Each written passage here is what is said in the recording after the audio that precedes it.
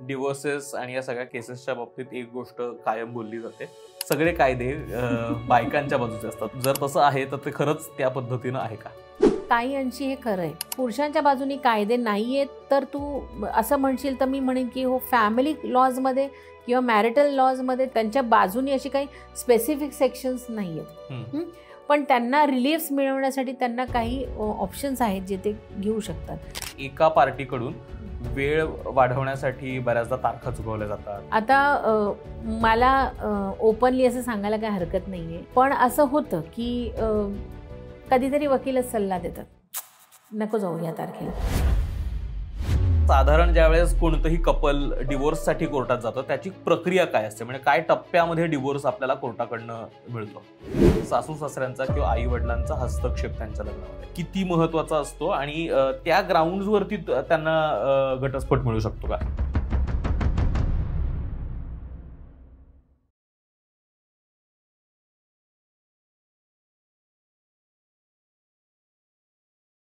Hello, नमस्कार. मी ओंकार जाधव आणि भिजत घोंगड्याच्या या नवीन एपिसोडमध्ये तुमच्या सगळ्यांचं खूप स्वागत करतो. नागरिक शास्त्रामध्ये आपण आपल्या आयुष्यासंदर्भातल्या सगळ्याच महत्त्वाच्या विषयांवरती चर्चा करतो, ज्याच्याबाबत भिजत घोंगडं घातलेलं दिसतं. आणि आजचा खरं तर आपल्या वैयक्तिक आयुष्यासाठी महत्त्वाचा विषय आहे, पण परत वैयक्तिक आयुष्यातला महत्त्वाचा विषय असला तरी त्याला एक काहीतरी कायद्याची चौकट आहे. त्यामुळे कायदेशीरदृष्ट्या तो विषय समजून घेण्याचा प्रयत्न करणार आहोत. आपल्यासोबत आहेत ॲडव्होकेट शाहीन शिंदे. नमस्ते. जर तुम्ही अमुक तमुकचे पॉडकास्ट पाहिले असतील तर अमुक तमुक सोबतही त्यांनी आपल्यासोबत 2-3 एपिसोड्स केलेले आहेत.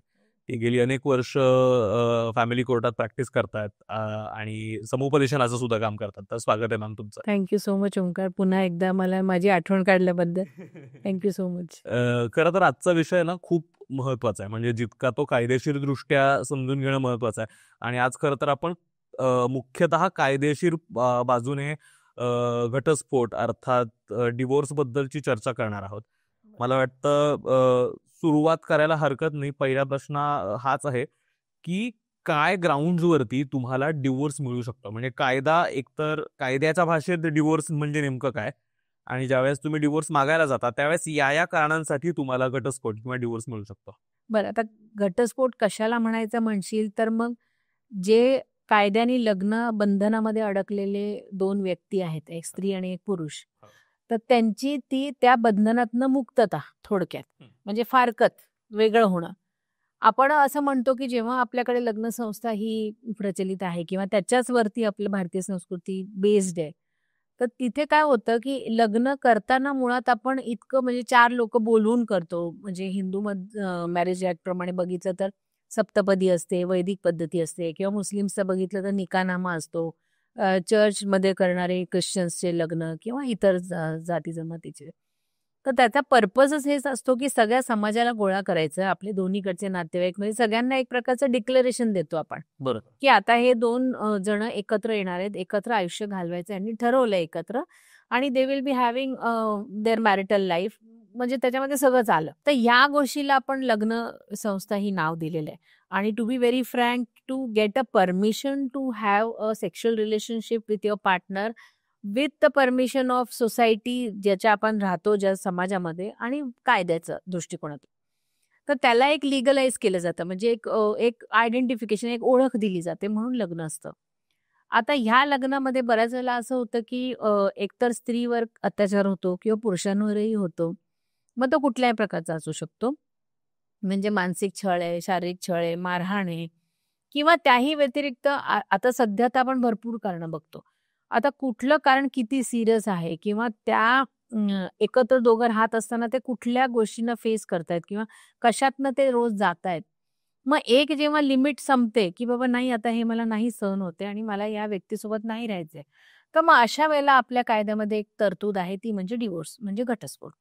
म्हणजे त्याचा अर्थ थोडक्यात असं की जे लग्न तुम्ही समाजाच्या समोर केलं सगळ्यांना बोलून आणि एक लग्न बंधनामध्ये तुम्ही अडकलात, तर त्या बंधनातनं तुम्हाला मुक्त करू शकतो आम्ही या कायद्याच्या अंतर्गत.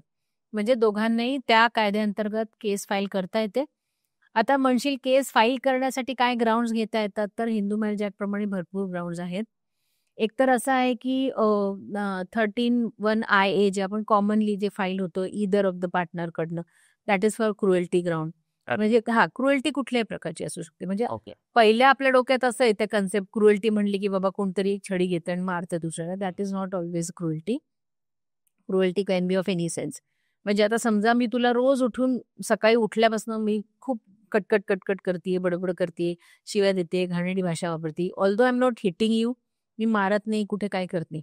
पण हे सुद्धा करणं आणि समोरच्या माणसाने ते कॉन्स्टंट ऐकत राहणं आणि ते सहन करणं किंवा त्याची एक सहनशक्ती असते, की बास आता मला हे नाही ऐकायचं. हो.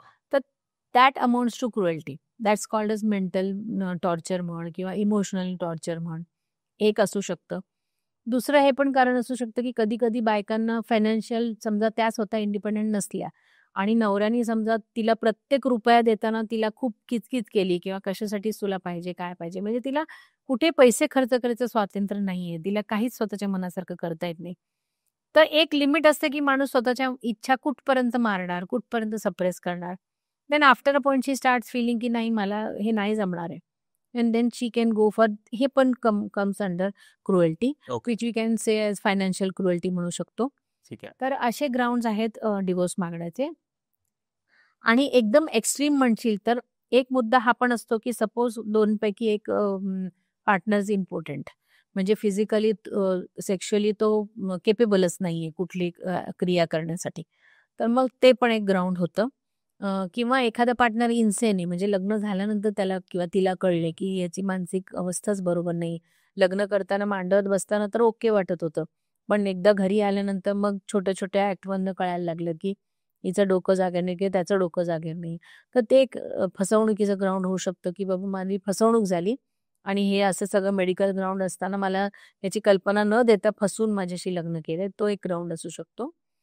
आणखीन एक महत्त्वाचं ग्राउंड म्हणजे समजा मुलगी 18 वर्षाच्या खाली आहे, पण ती कधी-कधी काय मुली असते बघ शरीर यष्टीनी थोडे धिप्पाड असतात, कळत नाही वय. हो. आणि मग असं फसवणूक करून लग्न केलंय, 18च्या खाली आहे मुलगी आणि समजा समोरच्या व्यक्तीला ते मान्य नाहीये, की माझी बायको 18 वर्षाच्या खाली आहे, ते इल्लीगल आहे. तर ते एक कारण घडू शकतं. आणि एक्स्ट्रा मॅरिटल अफेअर्स, म्हणजे समजा लग्न झाल्यानंतर काही वर्षांनी म्हण किंवा लगेचच असं लक्षात आलं, की आपल्या पार्टनरचं दुसरीकडे कुठेतरी अफेअर चालू आहे किंवा त्याचं काहीतरी लग्नाच्या बाहेर कुठली तरी रिलेशनशिप चालू आहे. So that also can be a ground to ask for divorce. तर असे भरपूर कारणं आहेत आणि सगळ्यात बेसिक त्याच्यामध्ये क्रुएल्टी, ज्याच्या ग्राउंडवरती सर्रास आपण बघतो, की कोर्टामध्ये केस फाईल होतात.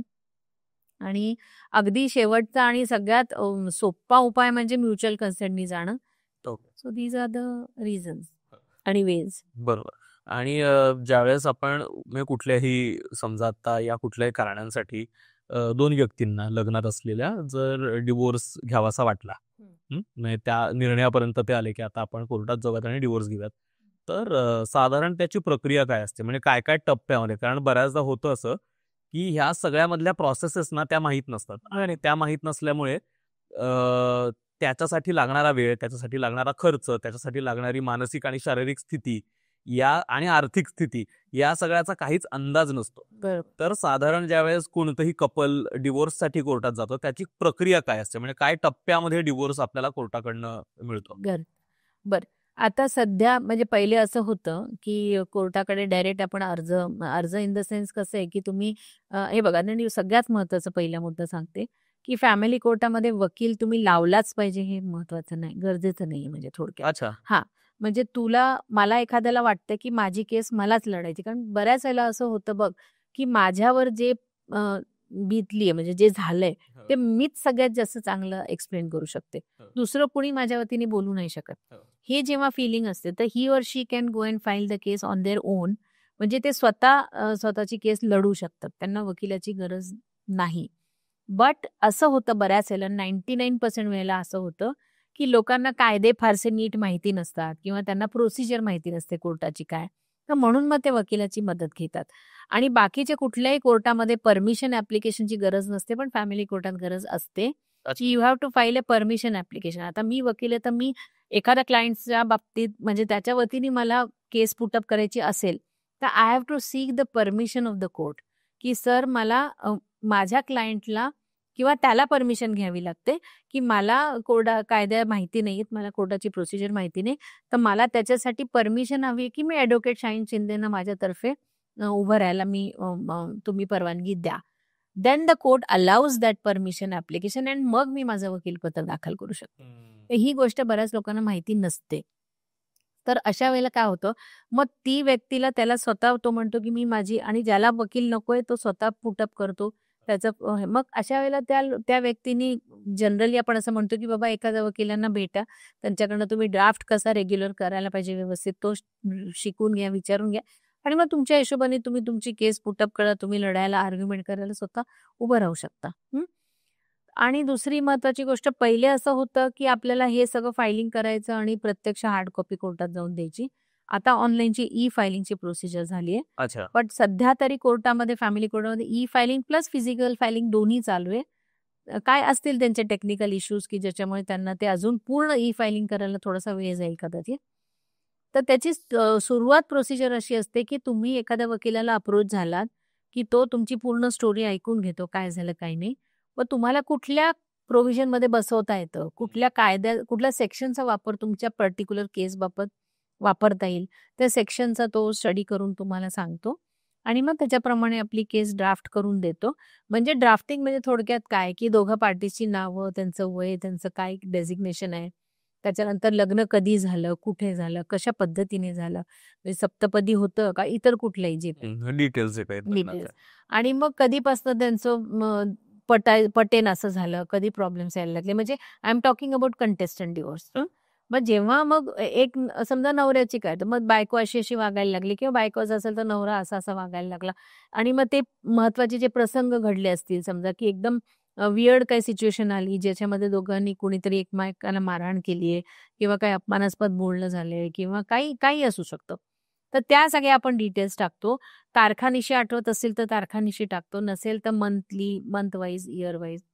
आणि मग हे सगळं झाल्यानंतर आपण एक प्रेयर क्लॉज म्हणतो की आपण कोर्टाला प्रे करतो की साहेब मला ह्या सगळ्या ह्याच्यामध्ये तुम्ही मला घटस्फोट ह्या ग्राउंडवर देण्यात यावं, कारण मला या व्यक्तीसोबत आता राहणं शक्य नाहीये, आणि ह्या जे वरती मी नमूद केलेले प्रकार आहेत हे सगळे माझ्यासोबत घडलेत, आणि मला it is impossible for me, तर माझं हे जे काय लग्न आहे that should be dissolve under Hindu marriage act, जे काही कुठल्या ऍक्ट असेल त्याच्याप्रमाणे. आणि मग अशा पद्धतीने तो आपण केस फाईल करतो. त्याच्यानंतर मग तारखा पडायला सुरुवात होते. म्हणजे पहिली अजून एक महत्वाची गोष्ट म्हणजे फॅमिली कोर्टाची कन्सेप्ट आहे की no marriage should be broken. So अच्छा. हा, तर त्यांच्या फॅमिली कोर्टामध्ये आपल्या म्हणजे पुण्यातल्या काय अख्ख्या देशामध्ये फॅमिली कोर्टामध्ये काउन्सिलिंग हा सेशन खूप महत्वाचा आहे आणि मस्ट येतो. म्हणजे इवन दो एखादं कपल म्हटलं की मला नाही बोलायचं तिच्याशी, किंवा मला नाही त्याच्याशी बोलायचं, मला काही काउन्सिलिंग करून घ्यायचं नाही, मला फक्त वेगळं व्हायचंय, no, it's not allowed. You have to go and have a session of counselling. पण काउन्सिलर्स पण आपल्या फॅमिली कोर्टामध्ये 5, 7, 8 काउन्सिलर्स आहेत. Few are male, few are female. ते MSW असतात, मास्टर इन सोशल वर्क. आणि मग ते एखादं काउन्सिलर तुम्हाला अपॉइंट केलं जातं, मग त्यांच्याकडे जायचं, त्यांच्याकडे. आणि महत्वाची गोष्ट म्हणजे त्या केबिनमध्ये वकिलांना बोलायचं परमिशन नसते. अच्छा. हा, बिकॉज ते फक्त मिया बीबी मधला प्रश्न असतो. जर म्हणतो मिया बीबी राजी तो क्या करेगा काजी, तो काजीज आर नॉट अलाउड इनसाइड. थोडक्यात वकिलांना आतमध्ये बोलायची मुभा नाहीये. तर त्या दोघांनाच ते त्यांच्याशी बोलतात, की मग त्यांना स्टार्ट पासून सगळं विचारतात की काय अडचण आहे, काय नाही, का तुम्ही वेगळं व्हायचं, ह्या केस तुम्ही का फाईल केली, वगैरे वगैरे. तो they can open up over there. त्यांना जे वाटेल ते त्यांच्याशी बोलू शकतात. ते सगळं कॉन्फिडेन्शियल ठेवलं जातं. काउन्सिलर्स कुठलीही गोष्ट कोर्टासमोर किंवा वकिलांसमोर रिव्हील करत नाही. ते फक्त त्या तिघांमध्ये विषय राहतो. आणि त्यांना असं योग्य वाटलं तर ते कधी नवऱ्याशी एकट्याशी बोलतील, कधी बायकोशी एकट्याशी बोलतात. मग दोघांचे कंबाईंड सेशन घेणं, की त्यांचाही प्रयत्न असतो की बाबा यांच्यातला तिढा मला मिटवता येतंय का. अँड इफ फॉर्च्युनेटली त्यांचं भांडण समजा तिथे मिटलं आणि काउन्सिलरने रिपोर्ट दिला कोर्टात की ह्यांचे सगळे भांडण मिटलेले आणि हे under following terms and condition, हे टर्म्स अँड कंडिशन ते मान्य करायला तयार झालेले, दोघांच्या सह्या होतात, वकिलांच्या सह्या होतात, काउन्सिलरची सही होते, आणि मग ते कन्सेंटेम कोर्टात दिलं जातं. आणि मग कोर्टाला दोघंही म्हणजे कोर्ट विचारतं त्यांना की तुम्ही आम्हाला आनंद आहे की तुम्ही एकत्र परत यायचा विचार केलाय, टर्म्स अँड कंडिशन्स वाचले, दोघांना मान्य आहेत का. हो म्हणल्यानंतर मग तुम्हाला आता ही केस पुढे न्यायची आहे का. दोघांनी एकजुटीने सांगितलं की नाही न्यायची, तर ती केस तिथे क्लोज होते. अच्छा. असंही घडतं. पण समजा नाही झालं तसं, काउन्सिलिंग फेल झालं, तर त्या फेल्युअरचा रिपोर्ट कोर्टात जातो आणि ते फक्त एक वाक्यात असतं की द काउन्सिलिंग फेल्ड. पण का फेल झालं, कशामुळे झालं, दोघांचं काय म्हणणं होतं, that is not reveal in front of the court. आणि मग त्या ग्राउंडवरती मग त्यांना ते डिव्होर्स ग्रँट होण्यासाठी म्हणजे ते संपलं की मग समोरच्या मंडळाचं मांडणं, म्हणजे मी एखादी पिटिशन फाईल केली तर समोरचा माणूस काय त्याचं रिप्लाय आहे त्याचं, म्हणजे wife or the husband has to give the reply. आणि या सगळ्याला साधारण किती वेळ जातो? म्हणजे आता समजा काय डिवोर्स फाईल केला, त्याच्यानंतर काउन्सिलिंगला पाठवलं, काउन्सिलिंगमध्ये जर ते फेल झालं, तर त्याच्यानंतर पुढे किती काळ, म्हणजे कंटेस्टंट ज्यावेळेस म्हणतोय त्यावेळेस दोन विरोधी पक्षातले लोक एकमेकांबद्दल हेवेदावे करणार राईट. आणि ते कोर्टासमोर सादर करणार. तर बरोबर. त्यात किती वेळ जातो? हे बघ त्या कुठल्याही कंटेस्टंट डिव्होर्समध्ये वेळ किती जातो, आता कंटेस्टंट म्हण किंवा कुठलेही सिव्हिल क्रिमिनल मॅटर्स म्हण, वेळ किती जाईल हे कुठलंच वकील सांगू नाही शकत जगातलं. त्याचं मागचं एकच कारण आहे, की आपल्याला माहिती नसतं की पुढे आपल्यासाठी काय वाढवून ठेवलेलं आहे किंवा कुठली केस कुठल्या पॉइंट ऑफ टाइमला जाऊन काय वळण घेईल किंवा त्याच्यामध्ये काय फॅक्ट्स समोर येतील ते आपण आत्ता प्रेडिक्ट नाही करू शकत. पण जनरली आपण असं म्हणतो की कंटेस्टंट केस असेल तर साधारण 2 किंवा 3 वर्षामध्ये ती संपली पाहिजे. म्हणजे साधारणतः त्यांच्यामध्ये समजा काही जो किरकोळ किंवा जो काही वाद असेल, तो समजा मिटवता आलं किंवा मग आता आपण जेव्हा अर्ज दाखल तू म्हणतो की अर्ज दाखल. आता कसं होतं, मी एखाद्या बाईनी कंटेस्टंट डिव्होर्स फाईल केलं नवऱ्याच्या विरोधात.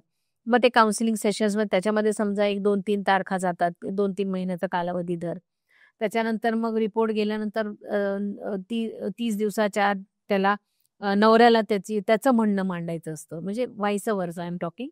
मग समजा मी 4 ॲलिगेशन्स लावलेले आहेत नवऱ्याच्या विरोधात, तर त्याचं म्हणणं त्याच्यावरती काय आहे, म्हणजे थोडक्यात स्पष्टीकरण तो काय देतोय. ते आपण WS म्हणजे रिटर्न स्टेटमेंट म्हणतो त्याला, की मी माझं फाईल करतो. मग त्याच्यावरती मग ती समजा इंटरिमचा तिचा काही अर्ज असेल, की मला अमुक अमाउंट मेंटेनन्स म्हणून हवं किंवा इतर कुठले रिलीफ तिला पाहिजे. तर ते अर्ज दिल्यानंतर मग परत त्या अर्जाचं उत्तर आपण द्यायचं. मग त्याच्यावर आर्ग्युमेंट होणार. तर ह्या ज्या गोष्टी आहेत प्रोसिजर ह्या चालू राहतात. आणि साधारणतः असं होतं की फॅमिली कोर्टात फार लांब-लांबच्या तारखा शक्यतो कोर्ट देत नाही. कारण त्यांना लवकरात लवकर ते रिझॉल्व्ह करायचं असतं. तरी सुद्धा इन अन ॲव्हरेज 3 आठवड्याचं तरी एक तारीख पडते, 3 आठवड्यात एक. अच्छा. हां, मग ती कशी केस पुढे चालली आहे, कोणी कुठले किती अर्ज टाकले, त्याची उत्तर कोणी दाखल केली का नाही केली, त्याच्यावर आर्ग्युमेंट किती काळ गेला त्याच्यामध्ये. तर या सगळ्यामुळे टेक्निकल इश्यूजमुळे कधी-कधी वेळ होतो जास्त किंवा कधी जजेस सुट्टीवर असतात किंवा एखाद्या वकिलालाच आजारी म्हणून नाही जमलं यायला एखाद्या तारखेला किंवा क्लायंटला नाही जमलं. तर that is how it can be prolong sometimes. त्यामुळे आपण असं फिक्स टाईम कुठेच सांगू नाही शकत, की बाबा तुमचं वर्षभरातच संपेल किंवा 2 वर्षातच संपेल. असं there is no hard and fast rule for that. तर ते कधी होईल ते काय बरं, कधी-कधी असंही होतं, की एखाद्याने केस फाईल केली, समोरचा माणूस अपियर झाला, पण त्याला असं वाटायला लागलं, की कुठे हे झंझट करत बसायचं, काय हे कोर्टाचं वातावरण किंवा काय हे पैसे खर्च करायचे. तर बाबा जाऊ दे, संपूया आणि नको हे भांडत बसायला. तुला काय हवंय सांग, आपण करू सेटल काहीतरी. सो तसं काही सेटलमेंट झालं तर any contestant divorce can be converted into mutual consent divorce at any point of time. अच्छा. कधीही कुठल्याही वेळेला कंटेस्टंट डिव्होर्स फाईल केलेला आपण म्युच्युअलमध्ये कन्व्हर्ट करून तो विषय तिथे संपवू शकतो. आणि म्युच्युअलमध्ये कन्व्हर्ट झाला की मग लगेचच डिवोर्स मिळतो? लगेचच नाही म्हणणार मी. समजा ज्या दिवशी फायलिंग केली त्याच्यानंतर 6 महिन्याचा कालावधी जावाच लागतो. तो जर का संपला असेल, मे बी 7-8 महिने झालेत, तर मग इमिजिएट होऊन जातं. अच्छा. पण नसेल झालं तर मग तेवढा काळ आपल्याला तो कूलिंग पिरियड म्हणून आपल्याला थोडंसं थांबवलं जातं. अच्छा. किंवा कधी-कधी असंही ॲज आय सेड की it's a discretionary power of the court. त्यांना जर का सगळ्या गोष्टी पटल्या आणि असं लक्षात आलं की यांना एकत्र ठेवण्यात काहीच अर्थ नाही. कधी-कधी लोकं हिस्टेरिक पण होतात रिलेशनशिपमध्ये, की इतकं टोकाला भांडण जातं की मारामारी करायला लागतात, एकमेकांना इजा पोहोचवतात. मग अशाला कोर्ट पण विचार करते की हे जर का it's going to go to something worse situation, तर मग better to stop it there. असंही घडतं. आणि मी हे बऱ्याचदा ऐकलंय की असं कोर्टाच्या बाबतीत बऱ्याचदा होतं की एका पार्टीकडून वेळ वाढवण्यासाठी बऱ्याचदा तारखा चुकवल्या जातात. हो. त्या तारखांना ॲब्सेंट राहणं, पुढची तारीख मिळणं आणि त्यामुळे समोरची व्यक्ती कायम अधंतरी राहते आणि फक्त पुढच्या तारखेला या, तारखेला या, तारखेला या.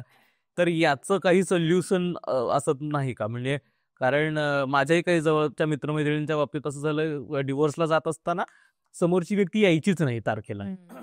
आणि मग त्याच्यानंतर कोर्ट त्याच्यावर काही करू शकत नाही का? किंवा कोर्टाचे नियम, लॉ, कायदे या सगळ्या बाबतीत काय सांगतात? बरं.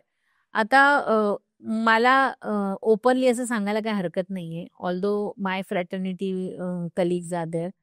पण असं होतं, की कधीतरी वकीलच सल्ला देतात. नको जाऊ या तारखेला. किंवा कधी-कधी खरंच गरज नसते त्या व्यक्तीने तिथे जायची. कारण स्टेज कधीतरी अशी असते, की समोरच्या व्यक्तीचं से येणार असतं. मग त्यावेळेला आपण नाही गेलो तरी चालतं. अशा पण गोष्टी घडतात. पण काय होतं बऱ्याच वेळेला म्हणजे लेमॅन जो असतो म्हणजे जो कंटेस्ट करणारा असतो किंवा जो क्लायंट असतो, त्याला कायदे किंवा त्याच्यातले प्रोसिजर किंवा खळगा त्याला माहिती नसतात. त्यामुळे ते काय करतात, की ते अज्ञान असतात आणि मग ते त्यांना जे दिसतं ते त्याच्यावरच कमेंट करतात. ते बोलतात, की हे झालं, हे नाही झालं. पण अर्थात काही-काही वेळेला अनफॉर्च्युनेटली असं घडतं, की सजेशन दिलं जाते, की जाऊ नका किंवा बघू पुढच्या तारखेला किंवा काही अडचणी असू शकतात टेक्निकल इश्यूज. तर त्यामुळे कधी-कधी गोष्टी प्रोलॉन्ग होतात. आणि दुसरा तू जे विचारलंस, की प्रत्येक वेळेस समोरची हां, व्यक्ती जर तारखा हां. तर प्रत्येक वेळेला जर का असं घडत असेल, की रिपिटेटिव्हली एखादा क्लायंट समोरची व्यक्ती येतच नाही रिस्पॉन्डंट म्हणजे 1 तारीख झाली, 2 झाली. तर मग अशा वेळेला जो कंप्लेनंट आहे त्याच्या वकिलाचं काम आहे, की तिथे स्ट्राँगली त्याला ऑब्जेक्ट करणं, साहेबांच्या लक्षात आणून देणं, की ही व्यक्ती सातत्याने 2-2, 3-3 तारखा येत नाहीये and that is how he or she is wasting the valuable time of the honourable court as well as my client. म्हणजे माझ्या आशिलाचं आयुष्याचा मौल्यवान वेळ वाया चाललाय ह्याच्यामागे आणि समोरच्या व्यक्तीला काही पडलेलीच नाहीये. तर मग अशा वेळेला त्यांना अर्ज देता येतं, की त्याला प्रोड्यूस होण्यासाठी समन्स पाठवण्यात यावे. तर अशा वेळेला कोर्ट परत ते कन्सिडर करून परत समन्स काढतात आणि ते समन्स तिला किंवा त्याला पाठवले जातात, की बाबा तू सातत्याने 3 तारखेला गैरहजर आहे. तर तुम्ही प्लीज आता ह्या तारखेला तुम्हाला बोलवलंय. नाही आलात तर court is going to take a strict action against you. तर that is also one more option which can be used as a relief. म्हणजे तुम्ही स्वतःच्या ह्याच्यासाठी फक्त कसं होतं माहितीये का? प्रत्येक वेळेला आपल्याला म्हणजे वकिलांनी सुद्धा एक तो कायद्याचा सखोल अभ्यास करून जाणं आणि त्याच्यामध्ये मॅक्झिमम आपल्याकडे काय रेमेडीज आहे आपल्या क्लायंटसाठी, हे स्टडी करून जाणं गरजेचं असतं. कित्येक वेळेला असं होतं, की आपल्याला एक ठळक मुख्य सेक्शन माहिती असली, की आपण त्याच्याच जीवावरती आपण बोलत असतो. पण आपल्या कायद्यामध्ये बरेच असे सब क्लॉजेस आहेत, की जिथे आपण असं त्याचा वापर करून, त्याची मदत घेऊन आपण आपल्या क्लायंटला शक्य तितकं लवकर आणि रिलीफ मिळवायचा प्रयत्न करू शकतो. डिव्होर्सेस आणि या सगळ्या केसेसच्या बाबतीत एक गोष्ट कायम बोलली जाते किंवा कुठल्याही कायद्याच्या बाबतीत की सगळे कायदे बायकांच्या बाजूचे असतात आणि फॅमिली कोर्टात तर अर्थात पुरुष विरुद्ध स्त्री या पद्धतीचाच खटला दाखल केला जातो. बरोबर. तर फॅमिली कोर्टातले कायदे सुद्धा कारण हे बऱ्याचदा ऐकायला येतं की कसं ॲलिमोनी जास्त मिळवण्यासाठी पोटगी जास्त मिळवण्यासाठी मुलीकडनं हट्ट धरला गेला आणि मग त्यात मुलांचं नुकसान झालं आणि मग खोट्या केसेस दाखल केल्या गेल्या एक्झॅक्टली. आणि मग खोटी कारणं दाखल करण्यात आली. तर कायम हे असं आपण का बोलतो की सगळे कायदे बायकांच्या बाजूचे असतात आणि जर तसं आहे तर ते खरंच त्या पद्धतीनं आहे का? ह्याचं पण उत्तर देताना मला एकदम जपून बोलावं लागणार. ॲक्चुअली कसं आहे माहिती आहे का? येस, काही बरेचसे कायदे स्त्रियांच्या बाजूने तर आहे, नो डाऊट अबाउट इट. उदाहरणार्थ 498A चा जो मोठा मुख्य कायदा आहे, तो म्हणजे की एखाद्या मुलीला डावरीसाठी म्हणजे तिला काय त्याला मराठीत शब्द आहेत? हुंडा. येस. हुंड्यासाठी जर का तिचा छळ होत असेल, मारहाण म्हण किंवा कुठल्याही प्रकारचं किंवा टोमणे-टोटके बसवणं किंवा तिला सतत पैशाची मागणी करणं, की मुलाला स्कूटरच घ्यायची आहे, त्याला मोटरसायकलच घ्यायची आहे, घरच घ्यायचे, पैसे आण माहेर आणून. तर ह्या जेव्हा आणि त्याच्या अनुषंगाने होणारे तिच्यावरचे अत्याचार. तर ह्याच्यासाठी निर्बंध आणण्यासाठी खासकर तो कायदा अस्तित्वात आला. तो 498A जुना आय-पी-सीचा म्हणते मी. आता तो बी-एन-एसच्या हिशोबाने 85 आणि असं त्याचं काही हे झालेलं आहे. तर त्याच्यामध्ये काय होतं माहिती आहे का? त्याचा सुरुवातीला लोकांना उपयोग झाला.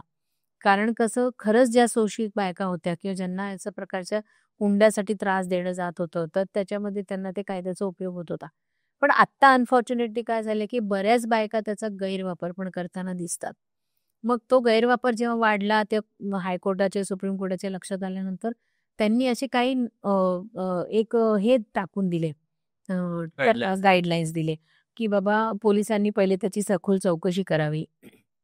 त्याचं पूर्ण इन्व्हेस्टिगेशन करावं त्यांच्या पद्धतीने आणि मग त्यांना त्याच्यात काही तथ्य दिसलं तरच एफ-आय-आर करावी नवरा आणि त्याच्या घरच्यांच्या विरोधात. अदरवाईज करू नये, ते पोलीस स्टेशनमध्येच ते सॉर्ट आउट करावं. तर असे काही गाईडलाईन्स दिले. तर त्या गाईडलाईन्सचा पण तसा उपयोग होतो पण हे म्हणू शकतो आपण किंवा नाही पण. तर ह्या गोष्टींचा गैरवापर नक्कीच होतोय. आणि एक कायदा आहे डोमेस्टिक व्हायलन्स आपण म्हणतो, हां. ज्याला डोमेस्टिक व्हायलन्स ॲक्ट PWDVA म्हणतो, protection of a woman against त्याच्यासाठी. Crime. तर त्या कायद्याचा पण बऱ्याच वेळेला बायका गैरवापर करतात. म्हणजे मी असं केसेसमध्ये ऐकलंय, की नवऱ्याला म्हणायचं, की "तू हे अमुक माझी गोष्ट ऐक. हे नाही केलंस ना तर बघच मी तुला दाखवते, की बायकांच्या बाजूने किती कायदे आहेत आणि तुला बरोबर गुडघ्यावर आणते की नाही बघ, तुला नाक घासायला लावते की नाही बघ." तर हा जो ॲटिट्यूड आहे ना, ह्या ॲटिट्यूडमुळे सुद्धा बऱ्याच बायका चुकीचे केसेस फाईल करतात नवऱ्यांच्या विरोधात किंवा त्यांच्या घरच्यांच्या. बऱ्याच वेळेला आई-वडील कुठेतरी वेगळ्याच शहरात राहत असतात. नणंद कुठेतरी वेगळीच लग्न करून गेलेली असते. तरी पण नणंदेचं, तिच्या नवऱ्याचं नाव त्याच्यात घ्यायचं, सासू-सासऱ्यांचं नाव घ्यायचं, नवऱ्याचं घ्यायचं आणि मग वाटेल ते ॲलिगेशन्स करायचे, तक्रारी करायच्या. तर या गोष्टी अनफॉर्च्युनेटली होतायत. पण असं घडत असल्यामुळे काय होतं, की ज्यांच्यावर खरंच अत्याचार झालेत किंवा ज्या खरंच सोशिक बायका आहेत, त्या बिचाऱ्या दुर्लक्षित राहतायत. म्हणजे तो कायद्याकडे बघायचा दृष्टिकोनच असा लोकांचा असा झाला, की हां, म्हणजे पहिले लोकांना वाटतं, की कुठेतरी पाणी मुरतंय, काहीतरी घडलेलं आहे, काहीतरी या मुलींनी चुकीची हे तक्रार दिली असेल. तर हा एक होतो आणि हे सगळ्यात मुख्य कायदे 2 ज्याच्यामुळे मुलींच्या बाजूनी आहेत किंवा रेपचे आहेत सेक्शन 375 म्हणा किंवा काय. तर ते सुद्धा आपण असं म्हणतो, की पुरुषांवर कुठे रेप होतो. पण आता ती पण कन्सेप्ट खोडली गेली. म्हणजे तसंही घडायचे आपले प्रकार आपण बघतो, की पुरुषांनाही सेक्शुअली इंड्यूस केलं जातं किंवा त्यांनाही त्या ह्याच्यामध्ये ओढलं जातं. असे वागणाऱ्या पण मुली आहेत, बायका आहेत. पण काय होतं माहितीये का, आपल्याकडे जी एक सामाजिक समज झालेली आहे ना, की एखादी बाई ओरडायला लागली, तिने आकांडतांडव चालू केलं, रडायला लागली, की माझ्याबरोबर हा माणूस असं वागला, तर तिचं म्हणणं पहिले ऐकलं जातं. हो. तर त्याच्यामुळे तू जे म्हणतोयस, की बायकांच्या बाजूनीच कायदे आहेत का किंवा कायदा फक्त बायकांचं संरक्षण करतं का, ते काही अंशी हे खरं आहे. हे खोटं नाहीये. पण पुरुषांच्या बाजूनी कायदे नाहीयेत, तर तू असं म्हणशील तर मी म्हणेन, की हो फॅमिली लॉजमध्ये किंवा मॅरिटल लॉजमध्ये त्यांना काही त्यांच्या बाजूनी अशी काही स्पेसिफिक सेक्शन्स नाहीयेत. हं. पण त्यांना रिलीफ्स मिळवण्यासाठी त्यांना काही ऑप्शन्स आहेत जे ते घेऊ शकतात. म्हणजे ते डिव्होर्ससाठी फाईल करू शकतात. 13(1) आयच्या अंडर क्रुएल्टीच्या ग्राउंडवर पुरुषालाही अधिकार आहे फाईल करायचा. कारण त्याला जर का असं होत असेल रोज, की काही-काही वेळेला असं असतं, की बायका खूपच कटकटी असतात किंवा खूपच त्यांच्या कुठल्याच गोष्टी त्यांच्या पूर्ण करत नाही. हो. म्हणजे anything can be the ground for cruelty. म्हणजे त्याला ती घरी असली तरी 2 वेळचं जेवण नीट खायला घालत नाहीये किंवा ती स्वतःचंच एकटीचंच स्वयंपाक एकटीचंच खाते, त्याला काहीच देत नाहीये किंवा असे कोरोनाच्या वेळेला पण माझ्यासमोर आलेले काही मॅटर्स असे होते, की त्या नवऱ्याला बिचाऱ्याला बाहेरनं डबा मागवायला लागतो आणि बायको स्वतःचं स्वतः करून खातीये. That also amounts to cruelty. Because आपण असं बघितलं तर आपण असा विचार करतो का हे काय कारण असू शकतं का? पण जी व्यक्ती 24 तास 24/7 त्या बाईसोबत राहतो आणि तिथे ते सहन करतो ह्या गोष्टी. तर त्यालाच माहिती असते की आपण कशातनं चाललोय. बरोबर. अजून एक क्रुएल्टीचं ग्राउंड असं असू शकतो की व्हिच इज व्हेरी आपण म्हणू की खूप इंटिमेट आणि खूप सिक्रेट असं म्हणता येईल आपण, की लग्न संस्थाच आपण म्हणतो की जेव्हा ती सेक्शुअल रिलेशनशिप लीगल करण्यासाठीचा तो एक मेन बेस आहे. हो. म्हणजे लोकांना जे नाही म्हणतात त्यांना मी हिपोक्रेट्स म्हणेन. तर तो जो मेन बेस आहे, तो सुद्धा समजा सॅटिस्फाय होत नाही. Because every man and woman has their own desires. हो. जर का ते पण फुलफिल होत नसेल, ओके. तर ही can definitely go to the court and file the case. काही जे आपण म्हणतो की मुलांची काळजी कोण घेणार? म्हणजे आता तो लीगल लँग्वेजमध्ये बोलायचं म्हटलं तर ते कस्टडी आपण शब्द हो. वापरतो. पण माझ्याकडे आमच्या कोर्टामध्ये मागच्या आठवड्यात एक गृहस्थ आले होते, म्हणजे मेडिएटर होते. नेदरलँडवरनं होते ते. His name was pascal sir. तर त्यांनी आम्हाला एक खूप छान गोष्ट सांगितली मेडिएशनच्या लेक्चरमध्ये, की why should we name that term as custody? And custody ही कैद्याची असते पोलिस स्टेशनमध्ये. हो. तर मुलं काही कैदी नाहीयेत. So don't use that word as custody. तर मी तरी वैयक्तिकरित्या ठरवलंय, की instead of using custody I will use की the care taking parent who is going to take care of that child. म्हणजे त्या बाळाची कोण काळजी घेणार आहे? केअर टेकर पेरेंट कोण असणार आहे? आई असणार आहे का वडील असणार आहे? आणि तो जो ऑपोजिट असेल, ज्याच्याकडे मूल बाळ नाहीये सांभाळायला केअर टेकिंगला, तर that person is going to be again त्याच्यामध्ये हे होतं की व्हिजिटिंग राईट्स कोणाकडे? आत्तापर्यंत आम्ही हे असं बोलतो. अगेन ही सेड की व्हिजिटिंग राईट सुद्धा आपण जेलमध्ये एखाद्या कैद्याला भेटायला जातो तेव्हा आपण व्हिजिटिंग म्हणतो. So instead of using that word आपण असं म्हणू शकतो की बाबा एक चांगला वेळ मुलांसोबत घालवण्यासाठी कुठलं पालक येणार आहे. म्हणजे वडिलांकडे ती फक्त उभा राहणार आहे की आई केअरटेकर असणार आहे आणि वडील भेटायला येणार आहे मध्ये, का वडील केअरटेकर असणार आहे आणि आई भेटायला येणार आहे. तर हे जे मुद्दे आहेत ह्याच्यासाठी सुद्धा पुरुषांकडे राईट्स आहेत की आपण म्हणजे आपल्या समाजाप्रमाणे बऱ्याच वेळेला असं होतं की मुलांची केअरटेकर ही आई असते. कारण मुलांना आईकडे जास्त जवळीक असते. म्हणजे ती त्यांचं खाण्यापिण्याची काळजी घेते. लहान असेल तर त्याचं इतर गोष्टी असतात. मग ते वडिलांना कदाचित नीट घेता येणार नाही म्हणून आईकडे त्यांचं केअरटेकिंग असतं. मग अशा वेळेला वडिलांना तो अधिकार असतो की बाबा मी बायोलॉजिकल फादर आहे. माझ्या मुलांचं माझंही त्यांच्यावरती इक्वली प्रेम आहे. तर मी कधी-कधी जाऊन भेटू शकतो. तर ते अगेन डिपेंड करतं. कधी-कधी काय बायका अलाऊ करतात की ते वडील आहेत त्याचे, आमच्यात जरी भांडण असलं तरी मी त्यांना अडवणार नाही. Let him come any time and meet his children. Because ते त्यांची मुलं आहेत. बरोबर. त्यांची पण आहेत म्हणजे. आणि कधी-कधी भांडण विकोपाचा असेल, इगो असेल, तर मग ते जे कोर्ट ठरवून देईल त्याप्रमाणे म्हणजे आठवड्यातून तुम्ही एकदा जाऊन भेटताय का दोनदा जाऊन भेटताय का 2 आठवड्यातून एकदा. सो हे जे कायदे आहेत हे आहेत पुरुषांसाठी. आणि इतर तू म्हणशील तर मग सिव्हिल क्रिमिनल कोर्टाच्या मार्गाच्या थ्रू सुद्धा त्यांना जाता येतं. म्हणजे एखाद्या बायकोनी चुकीची केस फाईल केली, फॉल्स ॲलिगेशन्स लावले, तर ही कॅन गो फॉर डिफमेशनची अंडर तो केस फाईल करू शकतो तिच्या किंवा इतर मार्गाने समजा त्याचं तिने नाव खराब केलं असेल, त्याच्यामुळे त्याचा वर्कवरती कामावर अफेक्ट झालाय, त्याचं सामाजिक त्याची जी प्रतिमा होती ती मलिन झाली, त्याच्यावर अफेक्ट झाला, तर ही can definitely go for all this things against. Okay. आता तुम्ही कोर्टात इतकी वर्ष काम करता, फॅमिली कोर्टात, आणि इतक्या डिव्होर्सेसच्या केसेस राहता. तर सगळ्यात जास्त कोणत्या पद्धतीच्या आणि काय कारणासाठी लोक डिव्होर्सेससाठी येतात? कारण आता बघायला गेलं तर मध्यंतरी आम्ही कोणाशी तरी बोलत होतो, ते सांगत होते की 6 महिने ते 1.5-2 वर्ष या कालावधीत, लग्नानंतर 6 महिने ते 1.5 वर्ष या काळात जास्त लोक डिव्होर्सेस फाईल करायला येतात हल्ली. येस. तर तुमचे काय ऑब्झर्वेशन आहेत? काय कारणांसाठी लोक येतात आणि कधी येतात? आता कारण म्हणशील तर काही पॉप्युलर काही कारण, हो. मुख्य हा. कारण की हा. काय अडल्ट्री वाढली आहे आणि त्याच्यामुळे येणारे प्रमाण वाढलंय किंवा कोणत्याही पद्धतीचं? बर. आता कारण म्हणशील ना तर काही लोकांकडे अगदी क्षुल्लक कारण आहे आणि काही लोकांकडे खूप मोठी मोठी कारणं पण आहेत. आता क्षुल्लक कारण म्हणशील तर काय झालं माहितीये का, सगळ्यात बेसिक प्रॉब्लेम काय या जनरेशनमध्ये म्हण किंवा जे अगदी 6 महिने 1.5 वर्षाच्या आत तू म्हणतो जे केस फाईल करायला येतात, तर त्यांचा बेसिक प्रॉब्लेम आहे की they are not ready to adjust. त्यांची कुठेच ऍक्सेप्टन्स लेवल एकदम कमी आहे आणि ऍडजस्टमेंटचं प्रमाण खूप कमी आहे. म्हणजे त्यांना कुठल्याच बाबतीत ऍडजस्टच नाही करायचं किंवा त्यांना हे ऍक्सेप्टन्सच नाहीये मुळात की आता मी माझ्या आयुष्यात दुसरं कोणीतरी पार्टनर आलंय आणि मी त्याच्या किंवा तिच्यासोबत राहताना मला खूप गोष्टी नव्याने पण करायला लागू शकतात किंवा माझ्या काही गोष्टी त्याला शिकवायच्या त्याच्या काहीतरी मला शिकून घ्यावे लागणार आहे. आणि मग अशा पद्धतीने आपल्याला हार्मोनियसली एका छताखाली जर करायचं असेल तर दोन्हीकडनं आपल्याला तो बॅलन्स मेंटेन करता आला पाहिजे सगळं. तर ते होत नाहीये. आणि कधी-कधी असं पण होतं की अजूनही आहे म्हणजे की आता माझ्या रिसेंटलीमध्ये पण एक ओळखीचं होतं की बाबा एक क्लायंट आलं, त्याला असं वाटायचं की पहिल्यापासून मॅडम माझं असं होतं की मला बायकोनी अहो म्हणून हाक मारावी. म्हणजे आत्ताच्या पिढीतले पण. तो ठीक आहे. म्हणजे आपण सरप्राईज वाटू शकतं आपल्याला की आजकालचा मुलगा आहे आणि असं. पण on the other hand if you think on the other side असेल कदाचित की त्याला त्याच्या ट्रेडिशन्सचं ह्याचा जास्त त्याला आवड आहे आणि त्याला मान आहे त्याचा, म्हणून तो कदाचित बोलत असेल. पण माझं म्हणणं काय माहिती का, तुम्ही लग्न ठरवतानाच मुळात आहे ना खूप क्लिअर राहा एकमेकांशी. आणि बरं क्लिअर राहताना बऱ्याच वेळेला असं पण होतं की एखादी मुलगी म्हणाली की मला अमुक गोष्ट नाही आवडत किंवा एखादा मुलगा म्हटला की मला अमुक गोष्ट नाही आवडत, मला करायला जमत नाही. तर आपण काय म्हणतो की हा ठीक आहे, शिकशील नंतर, होईल हळूहळू. पण कधी-कधी हे हळूहळू वेळच येत नाही. म्हणजे ते होतच नाही कारण त्यांना ते इतके रिजिड असतात आपल्या थॉट प्रोसेसला घेऊन की they don't want to change at all. Adjust करायची तयारी नाहीये. आणि किंवा खरंच कधी-कधी सिरियस रिझन्स असतात. माझ्याकडे एक मॅटर असं पण आहे सध्या चालू की ज्याच्यामध्ये असंच लग्न होऊन थोडाच काळ झाला होता आणि त्या मुलीने असं सांगितलं की हो माझा होता पास्ट. म्हणजे दोघं गप्पा मारताना बोलले.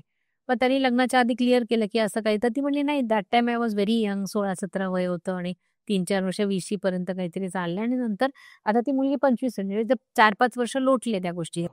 आता काही तसं नाहीये. आणि त्यांनी ऍक्सेप्ट केलं, सगळं झालं, लग्न झालं. आणि मग तो 3ऱ्या-4थ्या दिवसापासूनच तिला बोलायला सुरुवात केली. मग त्याच्या डोक्यात काय सुरू झालं, you will be surprised to hear this, की मग तू त्याच्याबरोबर कुठे-कुठे गेली होती का? मग तू फिजिकल झालेली का? मग तुम्ही जिथे कुठे गेला असेल तिथे व्हिडिओ शूट तर नसेल झालं ना? मग त्याचं ते सोशल मीडियावर समजा कधी आपली मुलं झाल्यावर आपल्या मुलांनी तुला अशा अवस्थेत बापरे. बघितलं, म्हणजे that was like I couldn't even believe on that, किंवा इमॅजिन की एखादी व्यक्ती इतकं डोक्याचा विचार करू शकते. आणि काय म्हणजे ज्याचं अस्तित्वच नाहीये. ती समजून थकली त्याला, की बाबा माझं असं काही नाहीये. मग अशा वेळेला आपल्याला विचार पडतो, की मग पास सांगावा की सांगू नये? ट्रान्सपरन्सी ठेवावी का ठेवू नये? मग हा पण प्रश्न होतो. नंतर कळलं तर काय? मग त्यापेक्षा आधी सांगा. मग आधी सांगितलं तर मग हे असे जर का परिणाम भोगायला लागणार असतील, तर मग काय करायचं माणसाने? मग ते झालं. त्याच्यानंतर एक्स्ट्रीम केस म्हणजे they both came to me and he was telling, की मॅडम मी हिला इन्सिस्ट करतोय, की तू त्या मुलाच्या विरोधात रेप केस फाईल कर. म्हटलं 5 वर्षानंतर तुला काय वाटतं, म्हटलं कुठलं पोलीस स्टेशन तुला उभं करणार आहे म्हटलं या कारणासाठी. आणि if it was a consensual sex between 2 lovers म्हणू, किंवा ते त्यावेळेला ते Partner. गर्लफ्रेंड बॉयफ्रेंड होते, पार्टनर्स होते. तर मग you cannot name it as rape after 5 years. त्याला मी समजून थकले, त्याच्या डोक्यात यायला त्याने. बरं ते झाल्याच्या नंतर जसं मी तुला बोलले मगाशी, की आमच्या मुलांनी ते बघितलं तर काय वगैरे, म्हणजे त्याचं इमॅजिनेशन लेव्हल काहीतरी वेगळंच होतं. ते झाल्यानंतर त्यांनी ते घरी गेले, दोघांना समजवलं, की ह्या भानगडीत तुम्ही काही पडू नका, ह्याच्यात काही बेस नाहीये. आणि दोघांचंही छान चाललंय, लग्न म्हणजे व्यवस्थित झालंय, नोकरी चांगली आहे, दोघंही कमवताय, पीसफुल जगा वगैरे. नंतर त्या मुलीला त्यांनी इतकं त्रास द्यायला सुरुवात केली, म्हणजे सेक्शुअली असॉल्ट करायला सुरुवात केली, विथ दॅट अँगल, की असं सुद्धा मला नाहीतरी तू तू तू घाणेरडी आहेस, तू अशी आहे, तू मागे असं-असं केलं वगैरे. तर मग मला तुला कधीतरी आज नाही तर उद्या मी तुला सोडणारच आहे. मग सोडणारच आहे तर असंच का सोडू? Let me use it completely, use you. बापरे बाप. म्हणजे इतक्या घाणेरड्या आणि थर्ड लेव्हलचे विचार करणारी लोकं आजच्या पिढीतली पण मुलं आहेत. मग अशा केसला काय म्हणशील तू? म्हणजे मी स्वतः सुन्न झाले हे ऐकून. आणि मग त्या मुलीने मला जेव्हा प्रायव्हसीमध्ये सांगितलं, परत येऊन एक 6-8 महिन्यांनी ती परत आली, की ह्या सगळ्या गोष्टी तो बेडरूममध्ये माझ्यासोबत करतोय. That was so pathetic Omkar, I can't tell you, explain you, की मी 2 दिवस मला जेवण नाही गेलं नंतर. म्हणजे असेही लोकं आहेत वागणारे. मग बापरे. त्या ग्राउंडवरती मग आता मला सांग, की मग लग्नाला 6-7 महिने, बरं आपल्याकडे असं आहे, की लगेच वर्ष झाल्याशिवाय केस पण फाईल करता येत नाही. पण अशा माणसासोबत राहायचं कसं? She went back to her parents. मग आम्ही डोमेस्टिक व्हायलन्स केस फाईल केली, नरेटिंग ऑल द स्टोरीज. आणि आम्हाला ती एक मला स्पेशल सेक्शन त्याच्यात ॲड करावं लागलं PWDVमध्ये, सेक्शन 16, ज्याच्या अंडर असं असते, की ती प्रोसिजर पूर्ण आहे ती इन कॅमेरा घेण्यात यावी. तर इन कॅमेराचा अर्थ असा आहे, की फक्त 2 क्लायंट कोर्टरूममध्ये हजर असतात, साहेब असतात, दोघांचे वकील असतात आणि पोलीस असतो, आणि दरवाजा लावून घेण्यात येतं कोर्टाचं, आणि सगळ्या बाकीच्या आशिलांना आणि बाकीच्या वकिलांना कोर्टरूमच्या बाहेर पाठवलं जातं. कारण काही गोष्टी ज्या अशा असतात, ज्या ओपनमध्ये मुलगी सांगू शकत नाही, डिस्कस करू शकत नाही, तर ती प्रायव्हसीमध्ये ठेवली जाते. That is called a in camera. तर तिच्यावरती घडलेले प्रसंग इतके भयानक होते, की मला ते इन कॅमेराचं सेक्शन घ्यावं लागलं. तर ती अजून ऑनगोईंग आहे ती. तर अशा पद्धतीने पण विचारणारी बापरे. लोकं आहेत. मग तुला जर का ती घाणेरडी वाटते, किंवा तुला तिचं काही तुला पास्ट कळलंय, तर you should not even go near her. Logically speaking तू तिला हात पण नाही लावला पाहिजे, गेलं नाही पाहिजे तिच्याकडे. पण ही कुठली मानसिकता आहे, की तुला असं सुद्धा तुझं काही, किंवा तुझं जे काय झालं तर मी पण त्याचा पुरेपूर फायदा करून घेतो. व्हॉट नॉनसेन्स इज दिस? बापरे. मग ह्याला काय बोलणार आपण? तर असे भरपूर आहेत रे, म्हणजे कारणं ऐकशील तर काही अगदी क्षुल्लक कारणं आहेत, काही खूप मोठी सीरियस कारणं आहेत, हो. आणि काही अशीच आहेत, की मग नाही पटत आहे बस. We don't want to get along. कारणांबद्दलच बोलतोय तर हल्ली खूप मुलं-मुली बोलतात ज्याबद्दल, ते म्हणजे सासू-सासऱ्यांचा किंवा आई-वडिलांचा हस्तक्षेप त्यांच्या लग्नामध्ये. म्हणजे हेही बऱ्याचदा ऐकायला मिळतं, की त्या दोघांचं बरं पटतंय, पण तिची आई किंवा त्याची आई, त्याचे वडील किंवा तिचे वडील किंवा नणंद, जाव या लोकांसोबत पटत नाहीये आणि त्याच्यामुळे या दोघांच्या नात्यावरती गदा येते. तर इतर लोकं जी कुटुंबाचा भाग आहेत, कारण अल्टिमेटली आपण त्या दोघांचं लग्न म्हणजे कुटुंबाचंच लग्न म्हणतोय. बरोबर. तर या इतर लोकांचा इन्फ्लुअन्स ते लग्न, म्हणजे त्या लग्नाचा डिव्होर्स होताना, ते लग्न तुटताना किती महत्वाचा असतो आणि त्या ग्राउंड्सवरती त्यांना घटस्फोट मिळू शकतो का? कारण खरं तर इन्फ्लुएन्सिंग फॅक्टर्स हे दोघं नाही आहेत ना, इतर लोकांमुळे हे नातं धोक्यात आहे. तर या ग्राउंड्सवरती सुद्धा डिव्होर्स मिळतो का? समजा सासू सासरे खूपच छळणार आहेत हा, आणि ती वारंवार नवऱ्याला सांगते की हे छळातनं मला मुक्त व्हायचं, तर तो आपण दुसरीकडे राहायला जाऊ, तू ये जा ठेव तुझ्या आईवडिलांकडे किंवा तू रिलेशन ठेव, मला प्रॉब्लेम नाही, पण मला ह्याच्यातनं बाहेर राहायचंय. तर तुला सांगू का, अशा वेळेला मुलं आहे ना दुहेरी मनस्थितीत सापडतात. एक तर त्यांना कधी कधी ते एकुलते एक असले की त्यांना आई वडिलांना पण सोडवत नाही किंवा त्यांची काळजी घ्यायची असते. तर अशा आणि अजून दुसरी गोष्ट म्हणजे बायकोचाही त्रास त्याला बघवत नाही, कारण ती सतत रडतीये, तिला त्रास होतोय, तिला नाही जमत आहे त्यांच्याशी कोप अप करायला. पण मग तो तिचाही त्रास बघू नाही शकत आहे. तर अशा वेळेला काय होतं माहितीये का, मी सजेस्ट असं करीन, की मुलांनी एकतर मग आई-वडिलांशी बसून बोलावं या बाबतीत हां, की बाबा आई आणि बाबा तुमचं हे जे काय वागणं चाललंय मी पण बघतो डोळ्यांनी, तर हे थांबवता नाही येणार का? किंवा तुम्हाला तिच्यापासून काय तक्रार आहे ते एकदा बसा तिच्यासोबत आणि बोला. आणि तिच्याशी त्या विषयावरती तुम्ही क्लेरिफाय करा, की बाबा ह्या गोष्टी आम्हाला पटत नाहीत, हे पटतं. तर काय होईल, काही अंशी तो समजा भांडण कमी झालं, मिटलं, तर मग ते एकत्र राहू शकतात.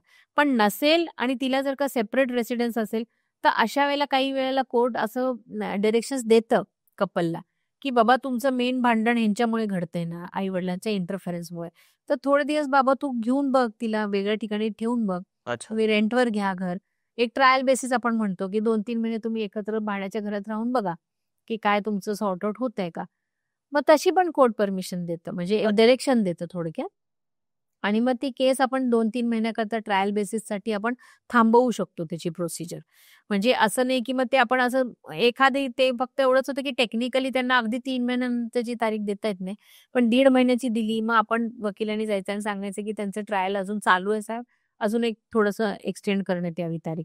तर अशा वेळेला ते एक्सटेंड होतं आणि आपल्याला मिळतं ते परमिशन, आणि अशा पद्धतीने मग वेगळं राहून काय त्यांचं सॉर्ट आउट होते का ते बघता येतं. पण हां, इंटरफेरन्स तर आई-वडिलांनी खरंच टाळला पाहिजे. कारण मुलीकडच्याही आई-वडिलांचा खूप इंटरफेरन्स होतोय सध्या, आणि मुलांचंही होतंय.